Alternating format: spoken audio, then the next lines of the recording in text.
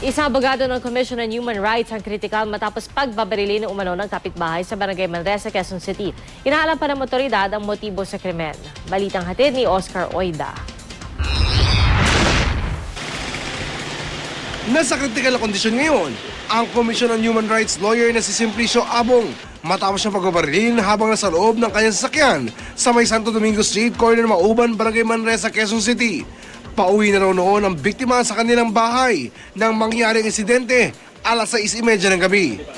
Base po dito sa salaysay po nung biktima, siya ay naglalakad po sa may Mauban Street, Barangay Manresa at may biglang bumaril sa kanya. Ang suspect na kinilala sa pangalang Jerwin Escalante agad din namang nadakip ng mga pulis. Nainguso pa umanito ng biktima sa mga pulis bago na ipasok sa ICU ng ospital. Meron po siyang statement na kinuha po nung pulis na naka-assign po sa Station 1 at ang sinabi po dito ay ang bumaril sa kanya ay yung manugang ni Ofelia Nicolas na asawa ni Rochelle. So ito po yung pinagbasihan ng mga pulis ng Tagalaloma kung bakit po hinuli yung suspect. Meron ba siya sinabing dahilan dyan kung bakit siya binaril? Hindi po natapos yung pagkuha ng salaysay dahil po isinugod na po siya sa ICU. So yun yung parang medyo hirap na siya niya.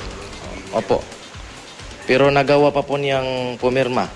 Base rin siya na pagsisiyasat, magkapit bahay ang suspect at biktima. Pero ayon sa ilang residente, halos di raw magkakilala ang dalawa. Dagdag pa ng live-in partner ng suspect, wala daw dahilan para saktan ng kanyang mister, ang biktima. Kahit po magtanong po kayo doon, nandun po siya yung pangyayari. Wala po talaga po yun. Asawa ko yung nabaril si Kuya Abong.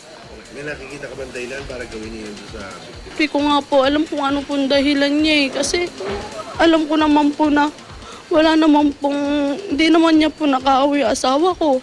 Patuloy ang investigasyon sa krimen. Oscar Oida, GMA News.